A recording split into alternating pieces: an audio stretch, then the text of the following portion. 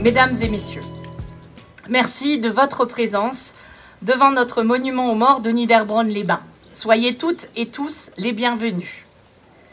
Chaque année, le dernier dimanche du mois d'avril, nous nous retrouvons pour un temps de commémoration commun aux villes de Reichshoffen et Niederbronn-les-Bains, temps simple et digne en mémoire des victimes de la déportation. Un moment de recueillement pour nous souvenir de ces millions d'hommes, de femmes, d'enfants, déportés, enfermés, exterminés au nom d'une idéologie parce qu'ils n'avaient pas la bonne religion, la bonne couleur, la bonne opinion, parce qu'ils ne rentraient pas dans les critères définis par le régime nazi, parce qu'ils osaient résister à ce régime ou tout simplement parce qu'ils n'étaient pas nés du bon côté.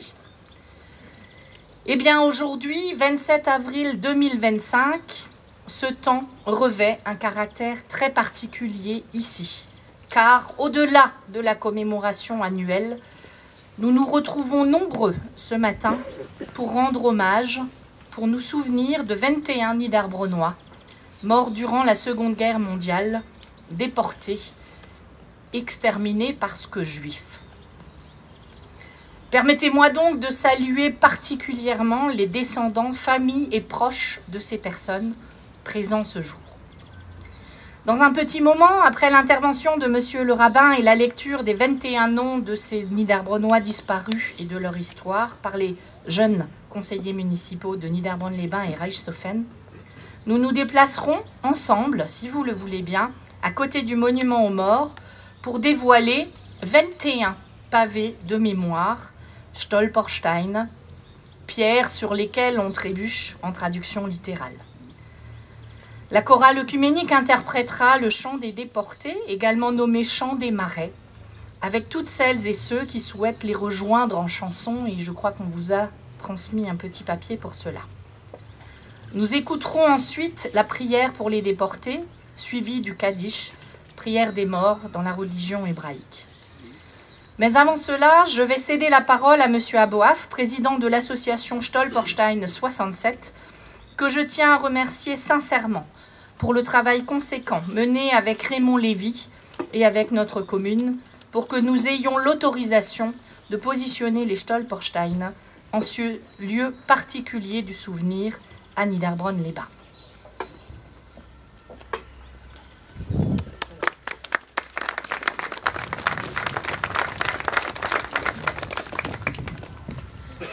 Mesdames et messieurs, je tiens à saluer, comme l'a fait Madame la maire Anne Guyet, en vos rangs, grades et qualités, toutes les personnalités présentes à cette cérémonie, une cérémonie qui fait entrer pour la première fois la belle commune de Niederbronn-les-Bains dans le projet européen Stolperstein.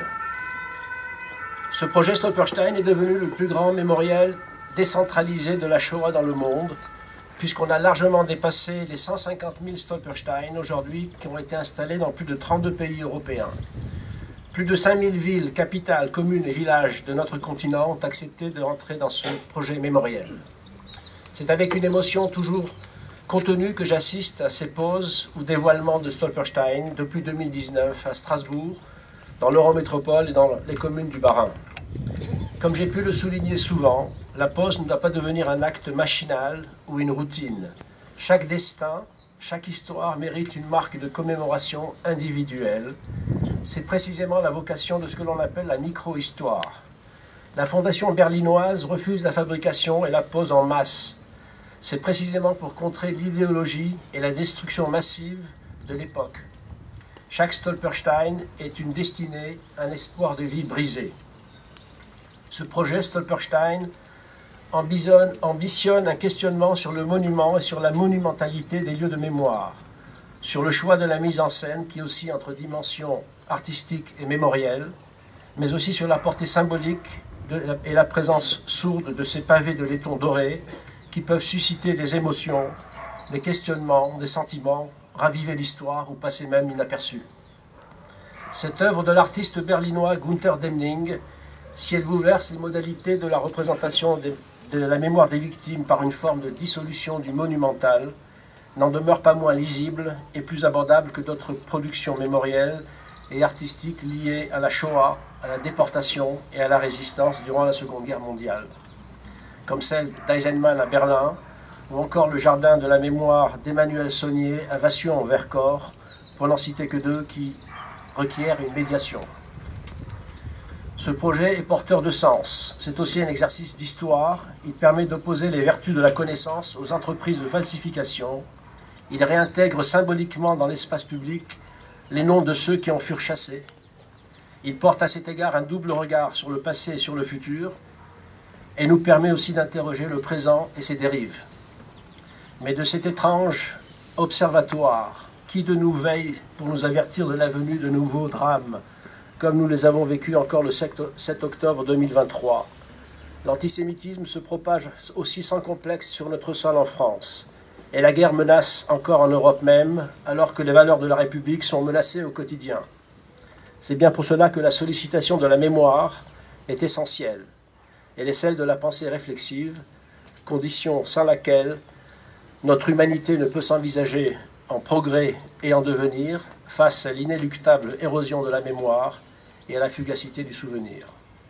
Je tiens aujourd'hui à saluer la mémoire de ces 21 personnes déportées de Niederbronn-les-Bains, 21 destinées fauchées par une idéologie mortifère, déportées dans la nuit et le brouillard, qui sont remémorées aujourd'hui dans votre commune à l'occasion de la Journée nationale du souvenir de la déportation. Madame la maire, je tiens à vous remercier ainsi que vos adjoints pour l'organisation de cette cérémonie et pour cette entrée dans ce projet Stolperstein. Une pensée également pour tous les élus qui sont présents, les associations patriotiques et le souvenir français, la chorale œcuménique de Niederbronn-les-Bains, le conseil municipal des jeunes, les services techniques de la ville, l'association HR et bien sûr Raymond Lévy, initiateur et cheville ouvrière de ce projet mémoriel. Je vous remercie.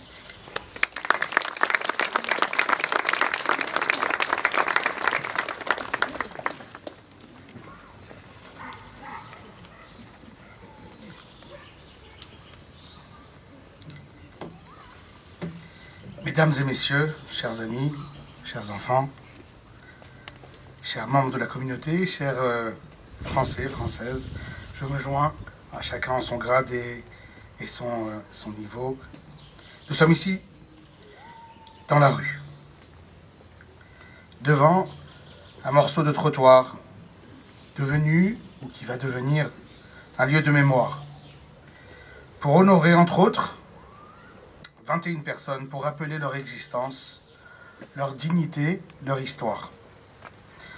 Avant toute chose, je voudrais exprimer ma profonde gratitude à Madame la maire, aux élus municipaux et à toutes les équipes de la ville de Niederbronn-les-Bains d'avoir accepté d'accueillir cette cérémonie, d'avoir transformé une cérémonie qui était déjà forte en émotion et en idéologie, pour avoir facilité l'installation de ces Stolperstein et de manière plus générale pour leur engagement en faveur de la mémoire et de la transmission. Ce soutien n'est pas seulement un geste symbolique.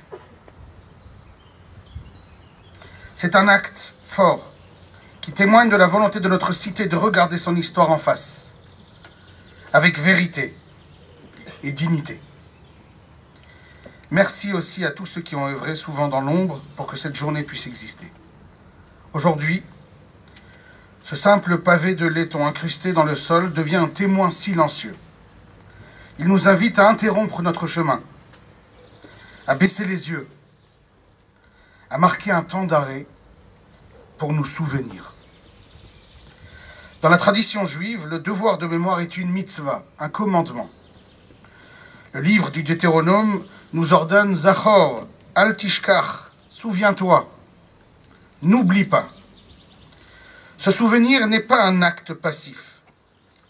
C'est une action active, une responsabilité quotidienne. Car l'oubli est la première étape vers l'indifférence. Et l'indifférence, c'est ce qui rend possible l'injustice. Comme ça a été dit, ces 21 personnes n'étaient pas juste un numéro, pas une statistique dans des livres d'histoire. C'était des êtres humains, avec un nom, une famille, des rêves, une place ici parmi vous. Ici même, à Niederbronn-les-Bains, la communauté juive fut pendant des siècles une communauté vivante et respectée. Déjà attestée au Moyen-Âge, puis reconstruite au fil des siècles, malgré les persécutions. Elle connut un renouveau remarquable au XIXe siècle. Synagogue, érigée en 1835, témoignant d'une présence forte, intégrée dans la ville. Les familles juives participaient activement à la vie économique, sociale et culturelle de Niederbronn. Elles représentaient près de 10% de la population de Niederbronn en 1961. Pas si longtemps, en 1861. Nombre d'entre elles étaient artisans, commerçants. Ici, dans ces rues, retentissaient les bruits de la vie quotidienne, les sons des prières du Shabbat, les rires des enfants, en chemin vers le Talmud Torah, vers leur étude juive. On vivait avec toutes les commodités de la vie juive ou presque, abattage rituel, école juive, mikvé. Je n'ai aucun mal à imaginer qu'il était bon d'être un juif dans cette ville. Puis voir la haine, la guerre, la déportation, l'anéantissement. La synagogue fut profanée pendant la guerre et la communauté juive de Niederbronn-les-Bains, comme tant d'autres à travers l'Alsace et l'Europe, fut en grande partie décimée. En dévoilant ces Stolperstein aujourd'hui, nous résistons à cette tentative d'effacement. Nous restaurons un fragment de ce qui a été détruit. Nous faisons un geste d'amour, de justice, de fidélité. Comme l'a si justement rappelé Elie Wiesel, lui-même rescapé des camps, l'oubli est encore un meurtre. L'oubli est une nouvelle barbarie. Se souvenir, c'est donc non seulement honorer les morts, mais protéger les vivants, protéger les enfants. C'est refuser que la barbarie puisse trouver un jour un nouveau terrain d'oubli ou d'indifférence. Le devoir de mémoire est triple. Se souvenir des victimes pour leur rendre justice. Se souvenir du crime pour ne pas le minimiser ni le déformer. Se souvenir de notre responsabilité pour bâtir un monde meilleur. Le Talmud enseigne Kol hame'abed nefesh achat mi-Israël kilu ibed olam malé. Quiconque détruit ne serait-ce qu'une seule âme d'Israël, ou du monde, une seule âme, est considéré comme ayant détruit un monde entier. Les 21 personnes, entre autres, parmi les 6 millions de nos frères et les millions de personnes disparues pendant cette Seconde Guerre mondiale terrible, étaient chacun d'eux un monde entier. Un monde qui ne pourra jamais être totalement reconstruit, mais dont nous pouvons honorer la mémoire, dont nous pouvons porter l'écho vivant.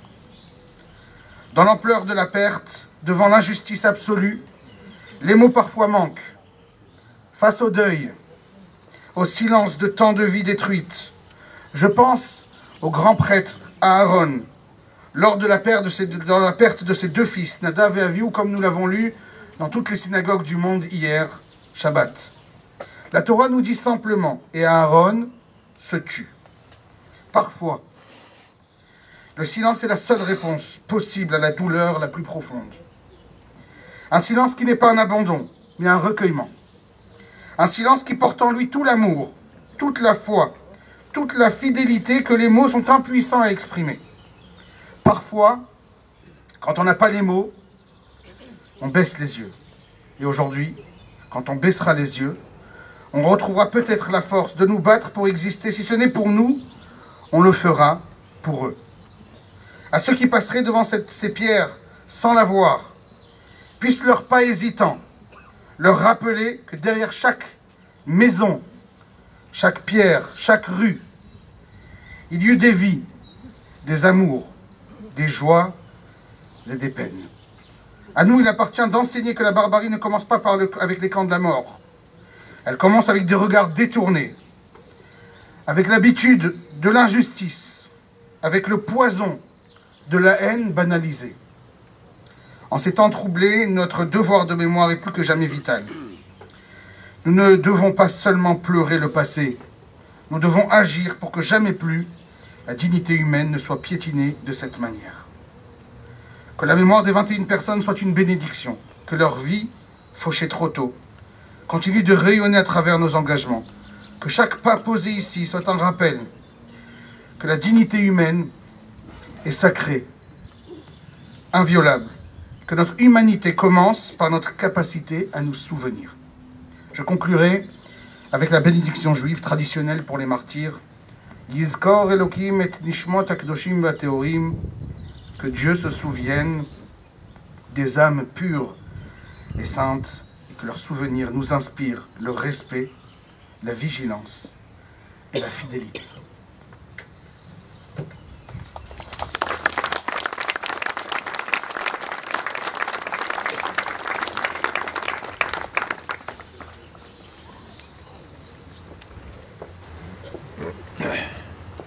Ils sont grands. Hein. Bonjour. Alors, le dénombrement de 1936 à Niederbronn-les-Bains, sur lequel se basent nos recherches. Alors, tout d'abord, le contexte de l'année 36 au niveau mondial.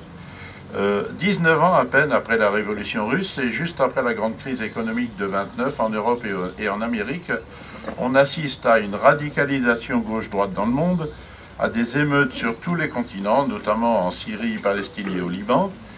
Au début des procès de Moscou et des grandes purges staliniennes, le régime nazi se renforce et se militarise, l'Italie de Mussolini conquiert l'Éthiopie, la création de l'axe Allemagne-Italie-Japon, le début de la guerre d'Espagne, le Front populaire de Léon Blum est au pouvoir en France, congés payés et non-intervention en Espagne.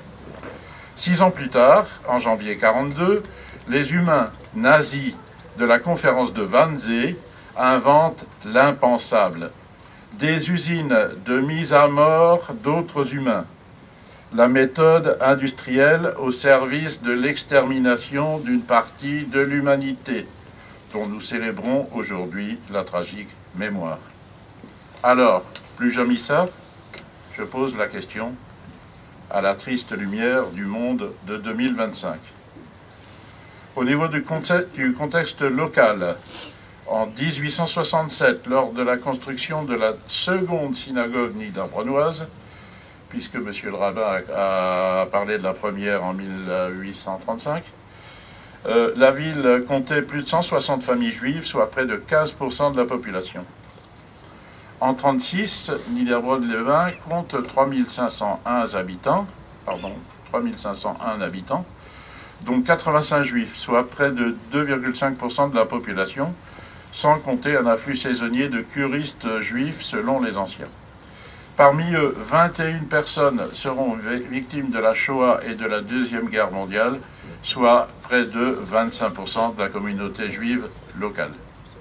Après la guerre, dans les années 1960, la communauté juive niederbronnoise est réduite à une trentaine de membres, la plupart très âgés. La synagogue, dévastée par les nazillons niederbronnois, est sommairement restaurée en 1958 sur dommage de guerre. À la fin de la guerre d'Algérie, en 1962, une trentaine de juifs algériens vient s'établir à Niederbronn-les-Bains. Ils déménageront à Strasbourg 8 ans plus tard. La communauté juive locale s'étiole lentement. La synagogue, inutilisée depuis les années 1970, tombe en ruine. Elle est déconsacrée en 1991 et devient le foyer Saint-Martin. Il ne reste que 3 personnes juives aujourd'hui. La communauté juive de Niederbronn-les-Bains caractérise ainsi la fin de ces très nombreuses et très anciennes communautés juives rurales, alsaciennes et mosellanes. L'exode rural du 19e siècle a fait son œuvre, la Shoah a fait le reste. L'association Achern, les Amis des sites hébraïques des environs de Reichshofen et Niederbronn-les-Bains, a entrepris de préserver localement cet héritage depuis 2018. Toutes les personnes intéressées sont cordialement invitées à nous rejoindre. Je vous remercie.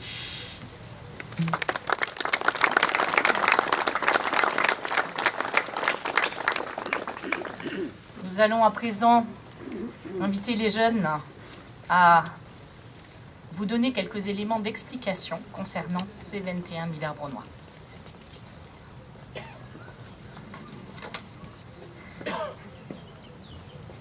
Émile Lucie, Admet et Suzette Aron habitaient au 37 rue de la République. Émile Aron est né à Bouxwiller en 1883.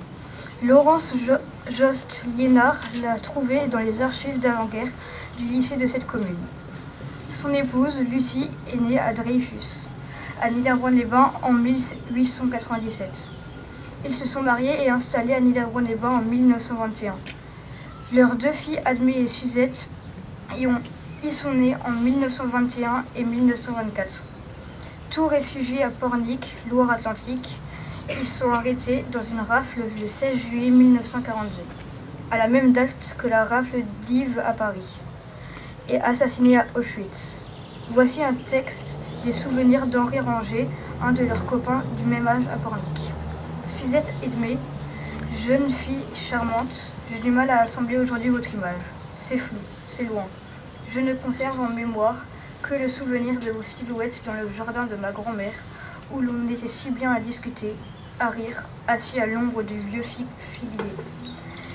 J'y associe forcément toujours l'insoutenable spectacle des camps de concentration où vous avez été déchirés, torturés, massacrés, brûlés.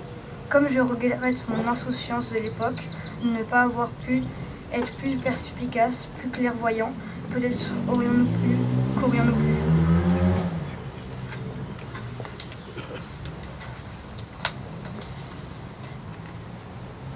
Gontier et Berthe Lévy habitaient au 5 rue de la République. Gontier-Lévy est né en 1875 à Niederbronn-les-Bains. Il est administrateur de deux sociétés, toutes deux expropriées par le régime nazi.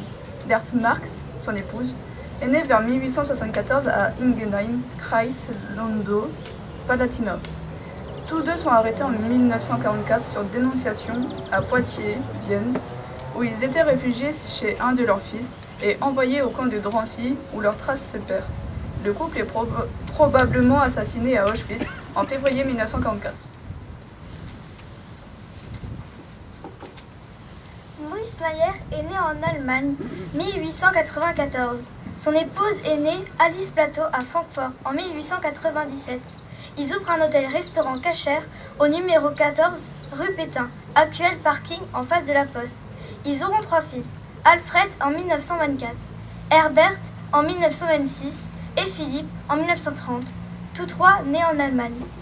Le couple Mayer-Plateau sera arrêté à Valloire en Savoie, interné à Drancy, puis assassiné à Auschwitz le 2 novembre 1943.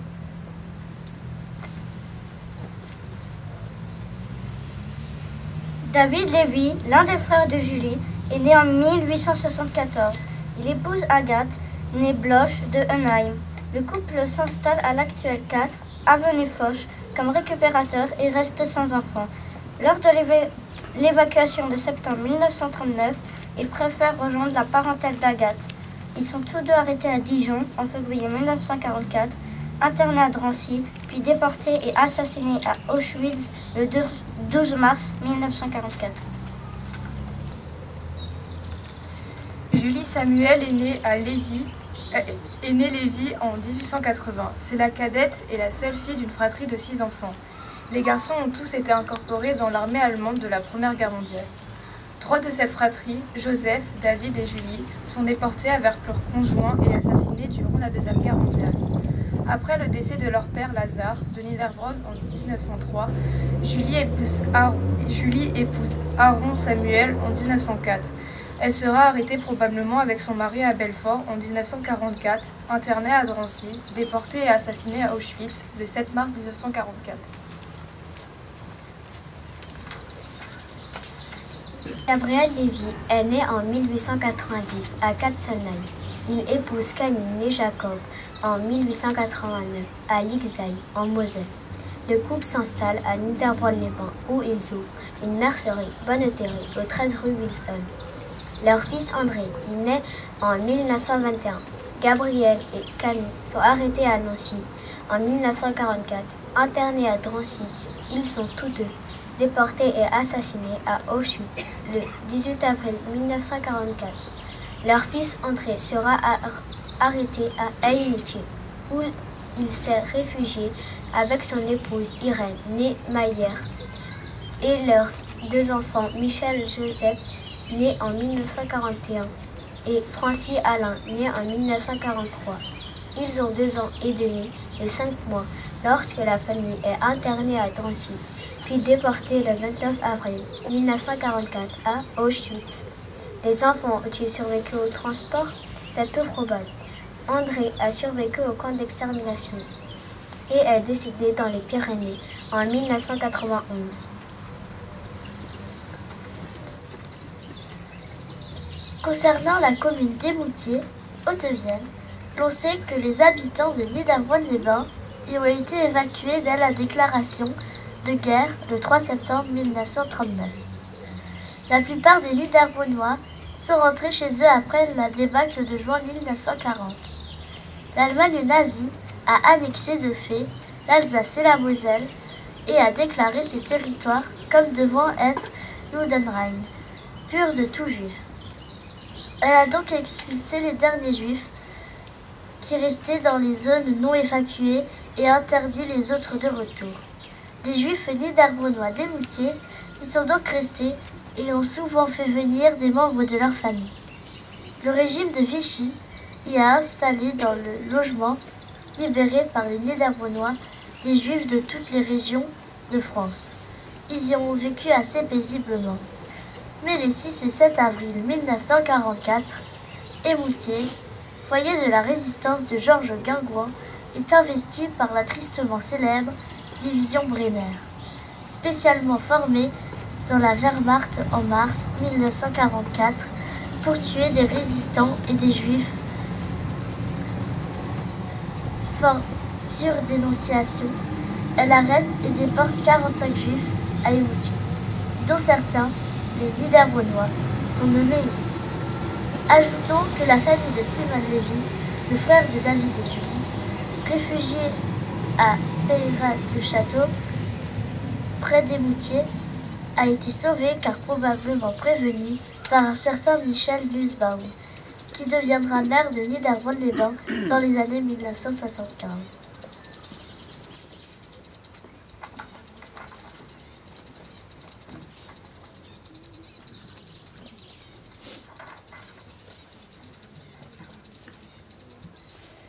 Raphaël Jules Loeb est né à Niederbronn-les-Bains en 1874. Il épouse Régine Nemeyer de Neunkirchen. Le couple habitait rue Wilson et le dénombrement de 1936 mentionne Raphaël comme marchand ambulant. Le couple semble ne pas avoir eu d'enfant. Arrêté à Eymoutiers lors de la rafle du 7 avril 1944, déportés à Auschwitz le 29 avril, ils y sont tous assassinés le 4 mai et le 5 août 1944.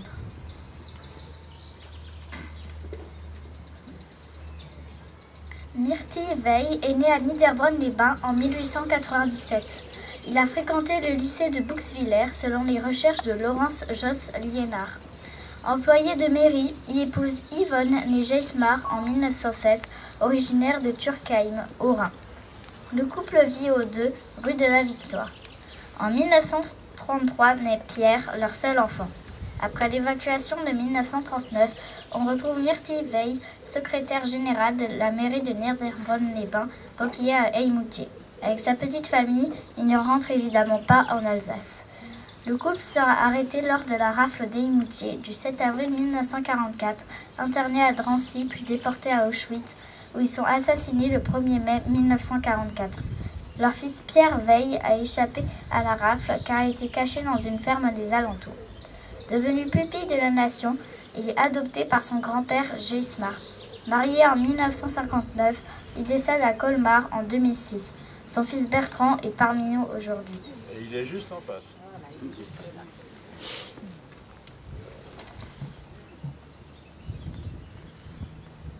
Fernand d'Israël, né en 1924 au 46 rue de la République.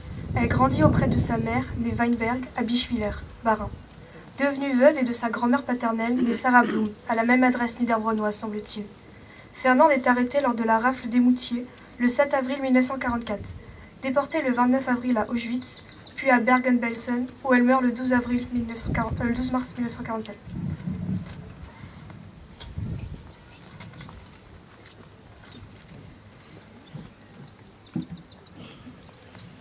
certains jeunes gens se sont engagés dans la résistance, parmi lesquels 3 enfants de Simon et Paula Lévy, cités plus haut. Robert Lévy, le cadet de la fratrie, est né en 1923 au 6 rue Pétain, aujourd'hui rue du Maréchal Leclerc. Robert Lévy, le cadet de la fratrie, est né en 1923 au 6 rue Pétain, devenu fort heureusement rue du Maréchal Leclerc. À 16 ans, en 1939, il est évacué à Émoutier.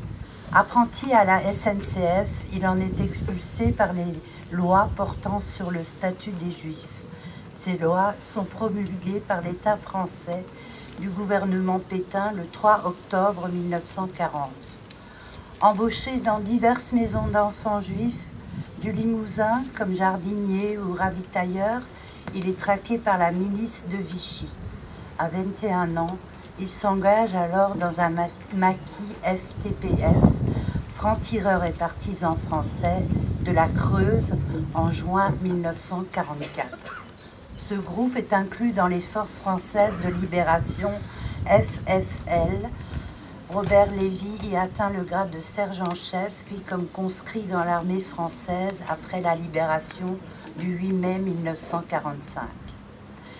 Démobilisé en novembre 1945, il retournera aux sources à Niederbronn-les-Bains. Il y fondera avec Rosette notre famille à Raymond et à moi. Vous l'aurez compris, Robert Lévy était notre père bien-aimé.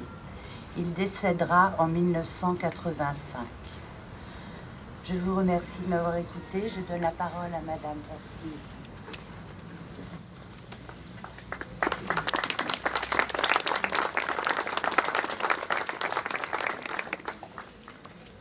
Raymond Lévy, de la même fratrie, est né en 1920 à Niederbronn-les-Bains, au 6 rue Pétain, actuelle rue du Maréchal Leclerc.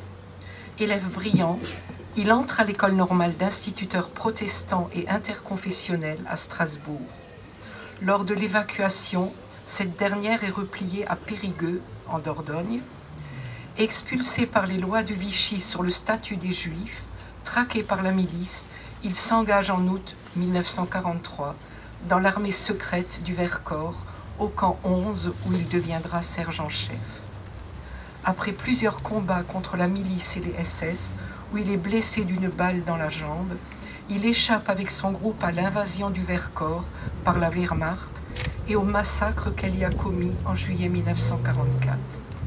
Il rejoint la première division française libre du général Delattre de Tassigny après le débarquement de Provence du 15 août 1944, où il est versé au 24e bataillon de marche.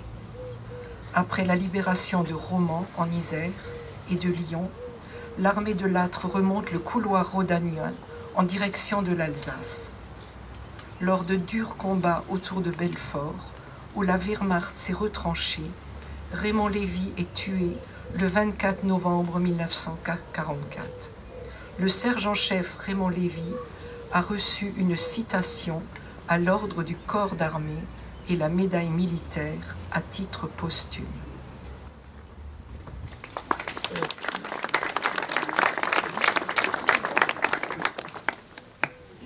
Gertrude Lévy, la tante de Raymond et de Janine. Gertrude Lévy, de la même fratrie, est née en 1914 à Niederbronn-les-Bains, de nationalité allemande, comme le reste de sa famille, jusqu'au 11 novembre 1918, de même que Julie et David Lévy, ses tantes et oncles cités plus haut, ainsi que Simon et Paula Lévy, ses parents. Entrée à l'école normale d'institutrices protestantes et interconfessionnelles de Strasbourg en 1929, elle est nommée à l'école israélite d'Ingwiller vers 1935. À la veille de la guerre, en 1938, elle adhère à la section française de l'International Friendship League et à l'Amicale radicale socialiste et fonctionnaire. N'est-elle pas née allemande? Évacuée à Émoutier en septembre 1939, elle devient institutrice à l'école protestante de garçons de Niederbronn-les-Bains, repliée à Émoutier. Expulsée par les lois de Vichy, elle rejoint une maison d'enfants juifs de la Creuse comme animatrice. Elle y rencontre et épouse le docteur Moïse Blumenstock, d'origine polonaise, en 1942. L'invasion de la zone libre du 11 novembre 1942 fait fermer les maisons d'enfants juifs. Le couple part se réfugier en zone italienne, près de Grenoble, en août 1943. Un certain abbé Pierre leur y procure des faux papiers. En septembre, Mussolini tombe et la jeune République italienne déclare la guerre à l'Allemagne. La zone italienne française est immédiatement occupée par la Wehrmacht. Le couple est de nouveau en danger de mort. L'abbé Pierre les envoie alors à Malval en Vercors, dans un maquis qu'il avait contribué à créer. Ce maquis est attaqué et détruit par la Wehrmacht le 29 janvier 1944. Moïse Blumenstock est fait prisonnier de la Gestapo de Grenoble, envoyé à Drancy, puis déporté à Auschwitz par le convoi 69 du 7 mars 1944, où il est assassiné. Gertrude Blumenstock est arrêtée, puis enfermée avec 5 compagnons résistants dans une grange de Malval en Vercors, où ils sont brûlés vifs. La médaille de la Résistance et la médaille militaire seront décernées à titre posthume à Gertrude Blumenstock, née Lévy, morte pour la France. Paradoxe de l'histoire, ces décorations seront remises lors d'une cérémonie militaire à Niederbronn-les-Bains en 1961 à son père Simon Lévy, ancien soldat de l'armée allemande de 1915.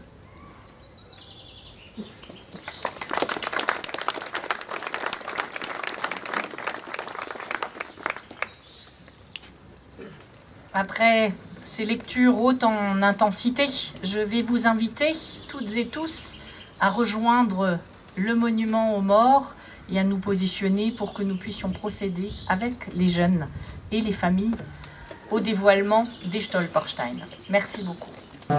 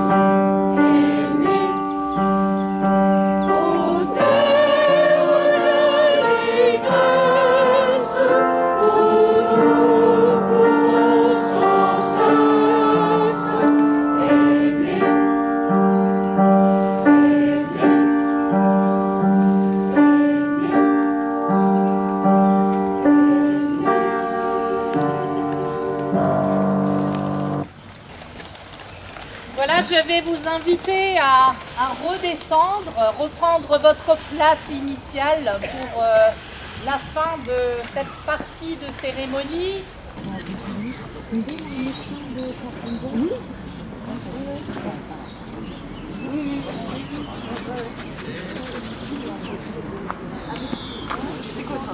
Mesdames et messieurs, je l'évoquais avant le dévoilement des Stolpersteine.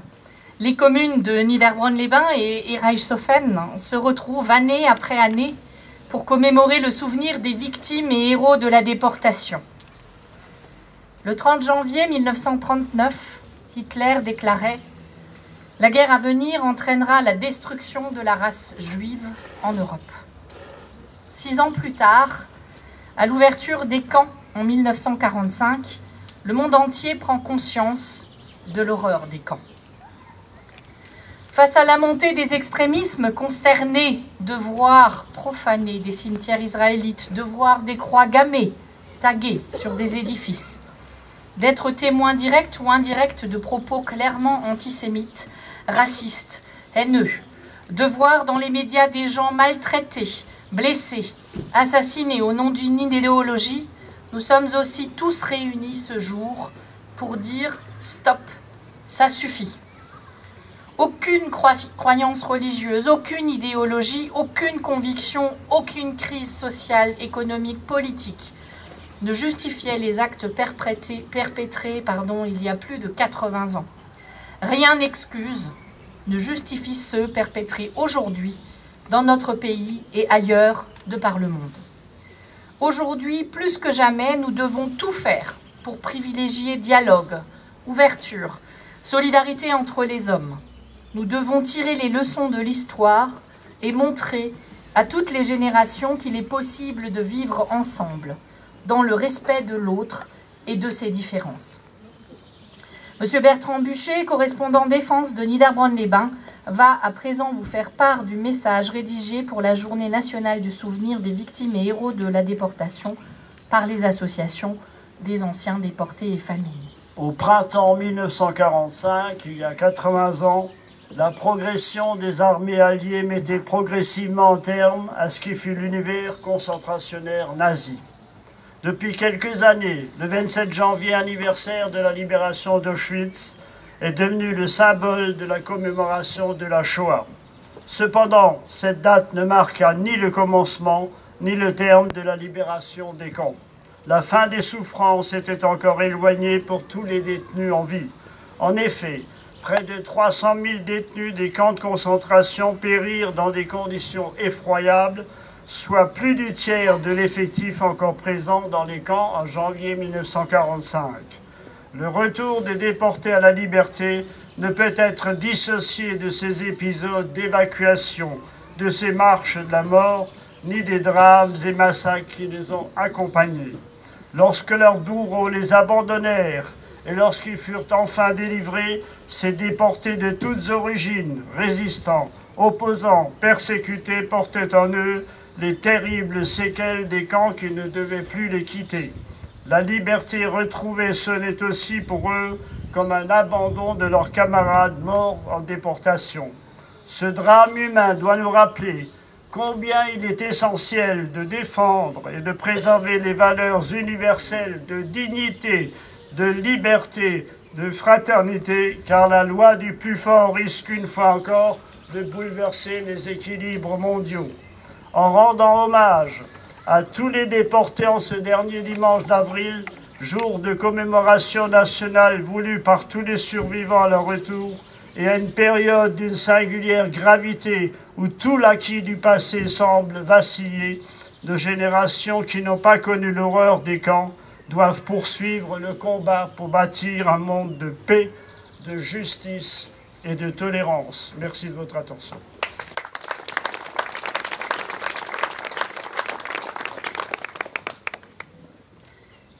Message de Patricia Mirales, ministre déléguée auprès du ministre des Armées, chargée de la mémoire et des anciens combattants. Chaque année, le dernier dimanche d'avril, la République se recueille. Elle se recueille pour nommer les absents, pour rendre justice aux visages effacés, pour transmettre aux vivants ce que la mémoire seule peut sauver de l'oubli. Aujourd'hui, nous commémorons une blessure qui a failli emporter le vieux continent. Une blessure infligée à l'humanité tout entière, au cœur même de l'Europe. Elle nous rappelle que sur nos terres, dans ce siècle encore très proche, l'homme a pu devenir le bourreau, l'assassin, le visage répugnant de la barbarie déchaînée. Ils furent des millions, arrachés à leur vie, à leur maison, à leur famille, juifs, résistants, opposants politiques, otages, homosexuels, tziganes, témoins de Jéhovah, handicapés, réfractaires.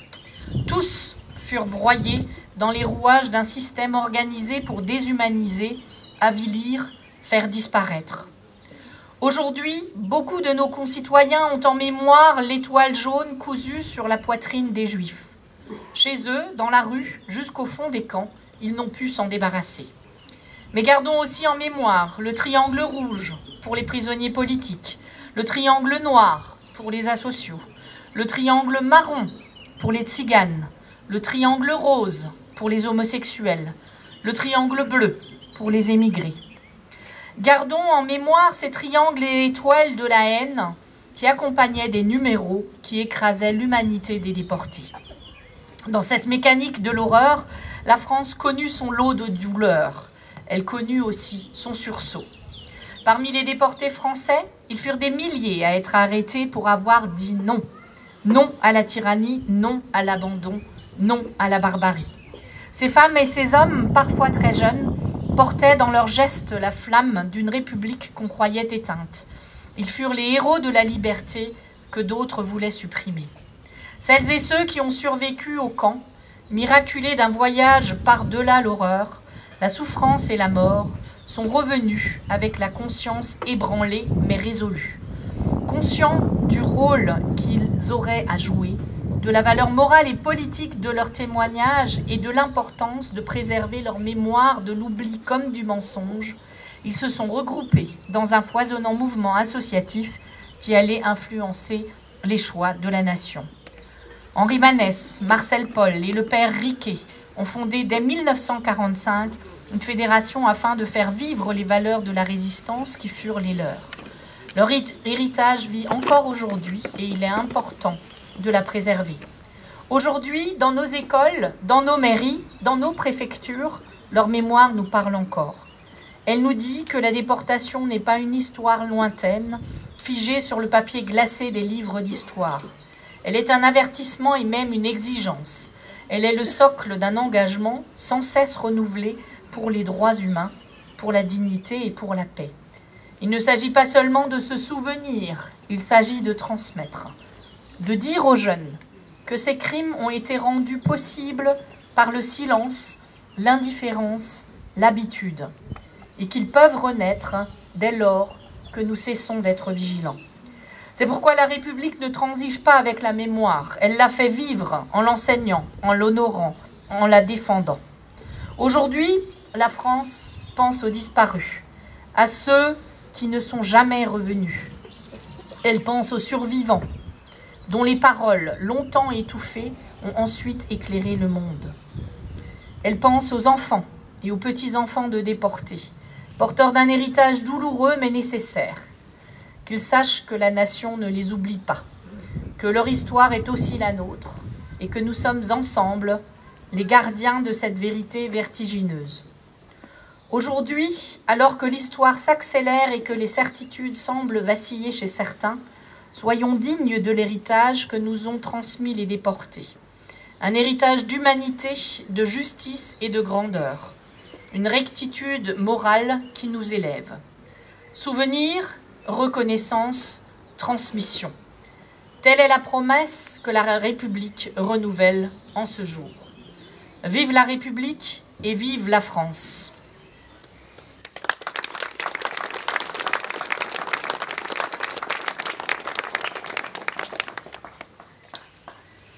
Nous allons à présent procéder à un dépôt de gerbes en souvenir de toutes celles et de tous ceux qui ont vécu l'horreur, de ces familles déchirées, détruites, de tous ceux qui ont subi l'humiliation, la torture, les coups et ont péri dans les camps de la mort, à Auschwitz-Birkenau, à Dachau, à Sachsenhausen ou encore au Struthof, et puis à Tambov, ce camp dans lequel se retrouvèrent tant de malgré nous aussi.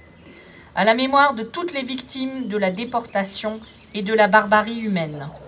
Après le dépôt de gerbes, Monsieur l'aumônier militaire fera la prière des déportés et des morts et nous prendrons ensuite le temps d'1 minute de silence.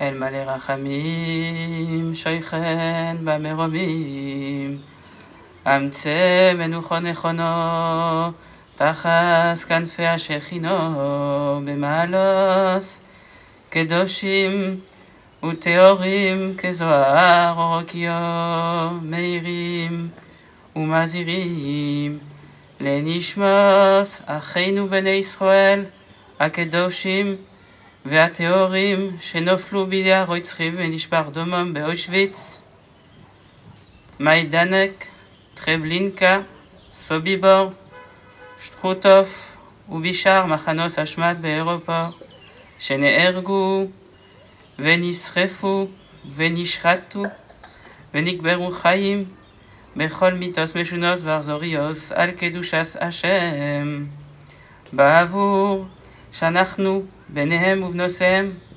אחיהם ואחיותיהם, מתפללים בעד הזכרת נשמותיהם בגן עדן תהא מנוחתם. לא כן, בעל הרחמים יסתירם בססר כנופוב לעולמים, ויצחור בצחור החיים את נשמתם. אדוני יונח עלוסם וינוחו בשלום המשכבם, ונאמר אמן. Dieu, plein de compassion, toi qui résides dans les hauteurs, accorde un repos éternel sous les ailes de ta providence, à tous ces êtres qui, quelle que soit leur religion et leur conviction, ont fait le sacrifice de leur vie, aux déportés et exterminés. Parmi eux, aux 6 millions d'âmes d'Israël, hommes, femmes, enfants, qui furent assassinés, brûlés dans les camps de la mort, en particulier à Auschwitz-Birkenau, Sobibor, Majdanek, Treblinka, Dachau, Buchenwald, Mauthausen et Ostruthof. Par la prière exprimée par cette assemblée pour l'élévation de leur âme, ô notre Père, recouvre-les de tes ailes à jamais, que leur souvenir soit protégé dans le faisceau de la vie éternelle, que l'ombre de leur opprobre ne s'efface jamais, et que leur mérite repose en permanence sur nous et sur tout Israël. Ô terre, ne recouvre pas leur sang, que leurs cris ne soient pas étouffés, qu'ils reposent en paix, et que leur disparition nous aide à vivre avec plus de respect, de considération et de déférence les uns envers les autres. Que nos disparus se relèvent à la fin des temps, et nous disons Amen.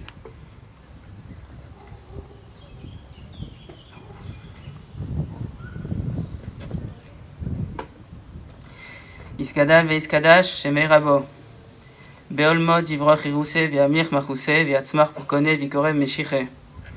בחייכון וביומכון ובחיי דכל בית ישראל, בעגולו ובזמן קורי ואמרו אמן. אמן יהא שמי רבו מבורך לעולם ולמי עולמיו יסבורך. יהא שמי רבו מבורך לעולם ולמי עולמיו יסבורך וישתבר ויספור ויסחומה ויסנסה ויסדור ויסלה ויסלול. שמי דקודשו בריחו. לאלו מנקה בחוסו ושירוסו תוש בחוסו ונחם עושו דאמירון בעולמו ואמרו אמן. יהא שלמה רבו מן שמאיו וחיים טובים עלינו ועל כל ישראל ואמרו אמן. עושה שלום ממרומיו וברחמיו יעשה שלום עלינו ועל כל ישראל ואמרו אמן.